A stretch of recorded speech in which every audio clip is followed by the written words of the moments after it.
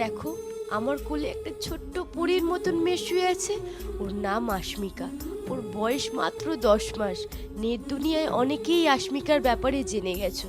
ও একটা বিরল রোগে আক্রান্ত, যার চিকিৎসার জন্য লাগবে 16 কোটি টাকা, যেটা একটা মধ্যবিত্ত পরিবারের ভাবনা চিন্তার বাইরে। আমাদের সবার দিকে দেখছে, আমরা সবাই মিলে চাইলে ওর জীবনটাকে সুন্দর করে দিতে পারবো। আর 5টা বাচ্চার মতন যারা বসতে পারে, খেলতে পারে, তো সত্যি যেন ও স্কুলে সবার মতন হেঁটে যেতে পারে। আমি তোমাদেরকে এইটুকুই বলবো, আমরা তো অনেক দিকে অনেক কিছু খরচা করে দিই। তোমরা যেটুকু পারো, তোমাদের 10 টাকা 100 টাকা যে যেরকম সামর্থ্য তোমরা পারো, এই স্ক্যানারে প্লিজ তোমরা হেল্প করো। এটা ডিরেক্ট যাচ্ছে একটা সংস্থায়, কোনো পার্সোনাল অ্যাকাউন্টে যাচ্ছে না।